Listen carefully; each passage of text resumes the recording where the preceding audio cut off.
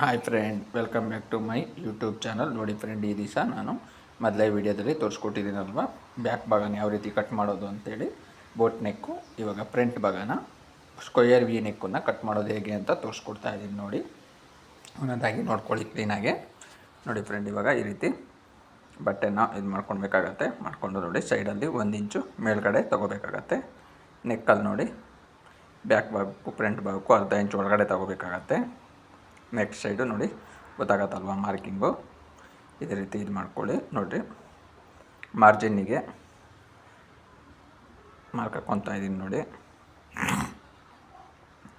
ಪ್ರತಿಯೊಂದು ಮಾರ್ಕ್ ಮಾಡ್ಕೊತೀನಿ. ಮಾರ್ಕನ್ನು ಕರೆಕ್ಟಾಗಿ ನೋಡ್ಕೊಳ್ಳಿ. ನೋಡಿ, ಈ ರೀತಿ ಒಂದು ಮಾರ್ಕ್ ಮಾಡಿಕೊಂಡು ಅರ್ಧ ಇಂಚು ಒಳಗಡೆ ತೊಗೊಳ್ಳಿ. ಇದು ಶೇಪಿಗೋಸ್ಕರ, ಬಕಲ್ ಶೇಪ್ ಯಾವ ರೀತಿ ತೆಗಿಬೇಕು ಅನ್ನೋದನ್ನು ನೋಡಿ. ಪ್ರತಿಯೊಂದನ್ನು ನಾನಿಲ್ಲಿ ರೈಟಿಂಗಲ್ಲಿ ಕೊಟ್ಟಿರ್ತೀನಿ. ಅದೇ ರೀತಿ ರೈಟಿಂಗಲ್ಲಿ ಯಾವ ರೀತಿ ಇರುತ್ತೆ ನೋಡಿಕೊಂಡು ಕಟಿಂಗ್ ಮಾಡ್ಕೊಳ್ಳಿ. ತುಂಬ ಈಸಿಯಾಗಿ ಕಟಿಂಗ್ ಮಾಡ್ಕೋಬೋದು. ನೆಕ್ ನೋಡಿ, 4 ಇಂಚು ಡೀಪ್ ತೊಗೊಂಡಿದ್ದೀನಿ. ಇದು ಬೋಟ್ ನೆಕ್ಕು. ಮತ್ತೇನಪ್ಪ ಅಂದರೆ ಫ್ರಂಟು ಸ್ಕ್ವಯರ್ ವಿ ಬರುತ್ತೆ. ಓಕೆ, 1/2 ಇಂಚ್ ಮಾರ್ಜಿನ್ನು ನೋಡಿ, ಅರ್ಧ ಇಂಚ್ ಮಾರ್ಜಿನ್ ಇಟ್ಕೊಂಡಿದ್ದೀನಿ. ಇದು ಮಾರ್ಜಿನಿಗೆ ಹಾಕಿರೋದು 1/2 ಇಂಚು. ನೋಡಿ, ಸ್ಕ್ವಯರ್ ವಿ ನೆಕ್ಕು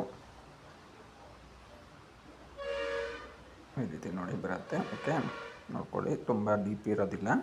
ಇದು ಬೋಟ್ ನೆಕ್ ಆಗಿರೋದ್ರಿಂದ ನಾನು ಸ್ಕ್ವಯರ್ ವಿ ನೆಕ್ಕನ್ನು ಮಾಡಿದ್ದೀನಿ.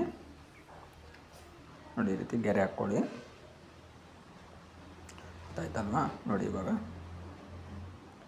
ಈಗ ಈ ರೀತಿ ಫೋಲ್ಡಿಂಗ್ ಮಾಡಿಕೊಂಡು ಫ್ರಂಟ್ ಭಾಗನ ಈ ರೀತಿ ಫ್ರಂಟ್ ಭಾಗದ ಮೇಲೆ ಇಟ್ಕೊಂಡು 2 ಇಂಚು ಬ್ಯಾಕು ಫ್ರಂಟಿಗಿಂತ 2 ಇಂಚು ಗಿಡ್ಡ ಇಟ್ಕೋಬೇಕು. ಆವಾಗ ನಮಗೆ 12.5 ಸಿಗತ್ತೆ ಲೆಂತು. ಓಕೆ, ನೋಡಿ, ಸೈಡಲ್ಲಿ ಮಾರ್ಜಿನ್ ಇದು 1.5 ಇಂಚ್ ಮಾರ್ಜಿನ್ ಬರುತ್ತೆ. ನೋಡಿ, 1.5 ಇಂಚ್ ಮಾರ್ಜಿನ್ ಬಿಟ್ಕೊಂಡಿದ್ದೀನಿ. ಪ್ರತಿಯೊಂದು ಅದು ಬ್ಯಾಕ್ ಭಾಗದಲ್ಲಿ ಯಾವ ರೀತಿ ಮಾರ್ಜಿನ್ ಇರುತ್ತೋ 1.5 ಇಂಚು, ಅದೇ ರೀತಿ ಇದರಲ್ಲೂ ಫ್ರಂಟ್ ಮಾರ್ಜಿನ್ ಇರುತ್ತೆ. ನೋಡಿ, 1 ಇಂಚು ಈ ಸೈಡಲ್ಲೂ 1 ಇಂಚು ಮಾರ್ಜಿನ್, ಮೇಲ್ಗಡೆ ಮಾರ್ಜಿನ್ ತೊಗೊತಾ ಇದ್ದೀನಿ. ಓಕೆ, ಇವಾಗ ನೋಡಿ, 4 ಇಂಚು ಈ ರೀತಿ ಇಟ್ಕೊಂಡು ಸ್ಕೇಲಲ್ಲಿ ನೋಡಿ ಈ ರೀತಿ ಗೆರೆ ಹಾಕ್ಕೋಬೇಕಾಗತ್ತೆ. ನೋಡಿ, ಇನ್ನೊಂದ್ಸತಿ ಚೆಕ್ ಮಾಡಿಕೊಂಡೆ. ಓಕೆ, ಮಾಡಿಕೊಂಡು ಈ ರೀತಿ ನೋಡಿ, ಈ ಕಡೆ ಒಂದು ಗೆರೆ ನೋಡ್ಕೊಳ್ಳಿ ಚೆನ್ನಾಗಿ. ಈ ಕಡೆ ಒಂದು ಗೆರೆ ಹಾಕ್ತಾಯಿದ್ದೀನಿ ಮತ್ತು ಈ ಸೈಡಲ್ಲಿ ಒಂದು ಗೆರೆ ಹಾಕ್ತಾಯಿದ್ದೀನಿ. ನೋಡಿ, 2 ಸೈಡಲ್ಲೂ 1.5 ಇಂಚು 1.5 ಇಂಚು 1/4 ಇಂಚು 1/4 ಇಂಚು ಗೆರೆ ಹಾಕ್ಕೋಬೇಕಾಗತ್ತೆ. ಹೈಟ್ ಬಂದುಬಿಟ್ಟು ಫ್ರಂಟ್ ಡ್ಯಾಟ್ಸ್ ಇದೆ ಅಲ್ವಾ, ಇದು 2.5 ಇಂಚು ತೊಗೋಬೇಕಾಗತ್ತೆ, ಹೈಟ್ ಬರುತ್ತೆ. ನೋಡಿ, ಫ್ರಂಟು ಬಕಲ್ ಸೈಡ್ ಡ್ಯಾಟ್ಸು 4.25 ಇಂಚು ಬರುತ್ತೆ ಉದ್ದ. ಓಕೆ, ನಿಮಗೆ ಕೆಲವರಿಗೆ ಗೊತ್ತಾಗೋದಿಲ್ಲ ಅನ್ನೋದಕ್ಕೆ ಪ್ರತಿಯೊಂದು ಮೆಜರ್ಮೆಂಟನ್ನು ಕೊಟ್ಟಿದ್ದೀನಿ ನಾನು ಇದರಲ್ಲಿ. ಕ್ಲೀನಾಗಿ ನೋಡ್ಕೊಳ್ಳಿ. ಪ್ರತಿಯೊಂದು ಟಿಪ್ಸನ್ನು ನಿಮಗೆ ಯಾವ ರೀತಿ ಕಟಿಂಗ್ ಮಾಡಬೇಕು ಏನು ಅನ್ನೋದನ್ನು ಪ್ರತಿಯೊಂದನ್ನು ತಿಳಿಸ್ಕೊಟ್ಟಿದ್ದೀನಿ. ಅದೇ ರೀತಿ ಮಾಡ್ಕೊಂಡೋಗಿ ತುಂಬ ಈಸಿಯಾಗಿ. ನೋಡಿ, ಇವಾಗ ಫ್ರಂಟ್ ಭಾಗ ಪೂರ್ತಿ ಕಟಿಂಗ್ ಆಗಿದೆ. ಹಾಗೆ ನೋಡಿ ಫ್ರೆಂಡ್, ಯಾರೂ ಸಬ್ಸ್ಕ್ರೈಬ್ ಆಗಿಲ್ಲ, ಸಬ್ಸ್ಕ್ರೈಬ್ ಆಗಿ. ಹಾಗೆ ನಿಮಗೆ ಪ್ರತಿಯೊಂದನ್ನು ನೋಟಿಫಿಕೇಷನ್ ಬರುತ್ತೆ. ಹಾಗಾಗಿ ಓಕೆ, ತೋಳು ನೋಡಿ, ಇದು ಸ್ಲೀವ್ಸು, ಕನ್ನಡದಲ್ಲಿ ತೋಳು ಅಂತೀವಿ. ನೋಡಿ, ತೋಳನ್ನು ಯಾವ ರೀತಿ ತಗೋಬೇಕು ಅನ್ನೋದು ಮಾರ್ಜಿನ್ ನೋಡಿ. ತೋಳು ರೌಂಡ್ ಬಂದುಬಿಟ್ಟು ನೋಡಿ 10 ಇಂಚಿದೆ. 10 ಇಂಚು ತೊಗೊಂಡಿದ್ದೀನಿ. ನೋಡಿ, ಇಲ್ಲಿ 10 ಇಂಚು. ಇದು ಸ್ಲೀವ್ಸ್ ಏನಿದೆಯಲ್ಲ ಲೆಂತು ಅಷ್ಟೇ ತೊಗೊಂಡಿದ್ದೀನಿ. 9.5 ಲೆಂತ್ ಇದೆ. ನೋಡಿ, 9.5 ಲೆಂತಿಗೆ ನಾನಿವಾಗ ಕರೆಕ್ಟಾಗಿ ಇವಾಗ ಮಾರ್ಜಿನ್ ಮಾಡ್ತಾಯಿದ್ದೀನಿ. ನೋಡಿ, 9.5 ಅಂದರೆ ನಾನು 10 ಇಂಚ್ ತೊಗೊಂಡಿದ್ದೀನಿ, ಅರ್ಧ ಇಂಚ್ ಮಾರ್ಜಿನ್ ಸೇರಿಸಿ ತೊಗೊಂಡಿದ್ದೀನಿ. ಓಕೆ, ಇದು ಬಫ್ ಸ್ಲೀವ್ಸ್ ಬರುತ್ತೆ. ಓಕೆ, 3 ಇಂಚು ಡೌನು. ಇದು ಸಿಂಗಲ್ಲು 4-5 ಡಾಟ್ಸ್ ಬರುತ್ತೆ. 4-5 ಡಾಟ್ಸ್ ಅಂದರೆ ಸ್ವಲ್ಪ ಬಫ್ ಬರುತ್ತೆ, ನಾರ್ಮಲ್ ಬಫ್. ಓಕೆ, ಫಸ್ಟು ನಾನು ಈಗ ನಾರ್ಮಲ್ ಸ್ಲೀವ್ಸ್ ಕಟಿಂಗ್ ಮಾಡಿಕೊಂಡು ಆಮೇಲೆ ಬಫ್ ಸ್ಲೀವ್ಸಿಗೆ ಮಾರ್ಕಿಂಗ್ ಮಾಡ್ತೇನೆ. ಓಕೆ, ನೋಡ್ಕೊಳ್ಳಿ. ಬಕಲ್ ರೌಂಡು 8.5 ಇದೆ. ಓಕೆ, ನೋಡಿ, ಮತ್ತೆ 2 ಇಂಚ್ ಎಕ್ಸ್ಟ್ರಾ ತೊಗೊತಾ ಇದ್ದೀನಿ. ಇದು ಬಫಿಗೋಸ್ಕರ ನಾನು ಮತ್ತೆ 2 ಇಂಚ್ ಎಕ್ಸ್ಟ್ರಾ ತೊಗೊತಾ ಇದ್ದೀನಿ. ನೋಡಿ, ಈ ರೀತಿ ಎಕ್ಸ್ಟ್ರಾ ಇರೋದನ್ನು ಈ ರೀತಿ ನಾನು ಮಾರ್ಜಿನ್ ಮಾಡ್ಕೋಬೇಕಾಗತ್ತೆ. ನೋಡಿ, ಅದು ಸುತ್ತ ಶೇಪ್ ತೊಗೋಬೇಕಾಗತ್ತೆ, ಫ್ರಂಟು ಬ್ಯಾಕು ಅಂತೇಳಿ. ಫ್ರಂಟು ಬ್ಯಾಕು ಬೇರೆ ಬೇರೆ ಶೇಪ್ ತೊಗೊಳ್ಳಿ. ಆವಾಗ ನಿಮಗೆ ಕ್ಲಿಯರಾಗಿ ಸ್ಲೀವ್ಸಲ್ಲಿ ಯಾವುದೇ ರೀತಿ ರಿಂಕಲ್ಸು ಮತ್ತು ಯಾವುದೇ ರೀತಿ ಶೋಲ್ಡರ್ ಜಾರೋದಾಗಲಿ ಬರೋದಿಲ್ಲ. ಒಂದು 5 ರಿಂಕಲ್ಸ್ ಬರುತ್ತೆ. ಓಕೆ, ಬಫ್ ಬರುತ್ತೆ. ಬಫ್ ಒಂದು 5 ಪಿಲ್ಟ್ ಇಟ್ಟರೆ ಸಾಕು ನೋಡಿ. ಅದಕ್ಕೋಸ್ಕರ 2 ಇಂಚ್ ತೊಗೊಂಡಿದ್ದೀನಿ. ಇನ್ನೂ ಜಾಸ್ತಿ ಬೇಕು ಅಂದರೆ ನೀವು ಇನ್ನೂ ಜಾಸ್ತಿ ಲೆಂತ್ ಇನ್ನು 3 ಇಂಚ್ ತೊಗೊಳ್ಳಿ. ಆವಾಗ ನಿಮಗೆ ಒಂದು 8 ಇಂದ 10 ಪಿಲ್ಟ್ ಬರುತ್ತೆ. ಓಕೆ, ಬಫ್ ಬರುತ್ತೆ ನೋಡಿ. ಇದು ಅರ್ಧ ಇಂಚು ಮಾರ್ಜಿನ್ ಮಾಡ್ಕೊಂಡಿದ್ದೀನಿ.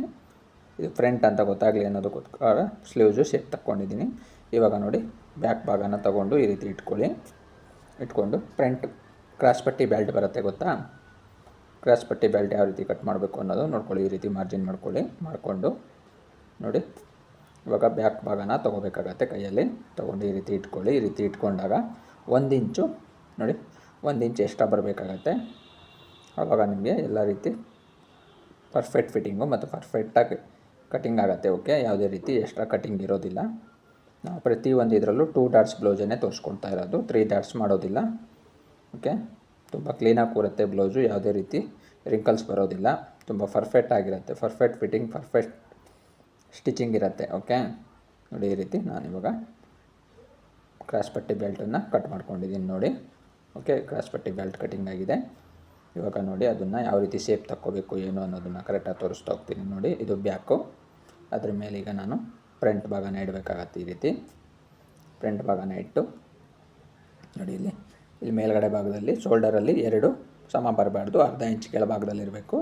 ಇದು ಬಕ್ಕಲ್ ಸೈಡಲ್ಲಿ ಸಮ ಇರಬೇಕು ನೋಡಿ. ಇವಾಗ ಈ ರೀತಿ ಇಟ್ಕೊಂಡು ಮಾರ್ಕ್ ಮಾಡ್ಕೊಳ್ಳಿ ನೋಡಿ. 2 ಸಮವಾಗಿಟ್ಟಾಗ 1 ಇಂಚು ಡಿಫ್ರೆಂಟ್ ಬರಬೇಕಾಗತ್ತೆ ನೋಡಿ. ಇವಾಗ ನಾನು ಕರೆಕ್ಟಾಗಿ ತೋರಿಸ್ತೀನಿ ನಿಮಗೆ. ಈ ರೀತಿ ಇದು ಎಕ್ಸ್ಟ್ರಾ ಇರೋ ಬಟ್ಟೆ ಕಟಿಂಗ್ ಮಾಡ್ತಾಯಿದ್ದೀನಿ ನೋಡಿ. ಇವಾಗ ಈ ರೀತಿ ಕ್ಲೀನಾಗಿ ಶೇಪ್ ಮಾಡ್ಕೊಳ್ಳಿ.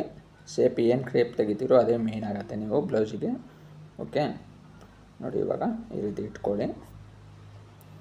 ಈ ರೀತಿ ಇಟ್ಕೊಂಡಾಗ ನೀವು ಒಂದಕ್ಕೊಂದು ಡಿಫ್ರೆನ್ಸ್ ಇರಬೇಕಾಗತ್ತೆ, ಅದನ್ನು ನೋಡ್ಕೋಬೇಕು ಕ್ಲೀನಾಗೆ.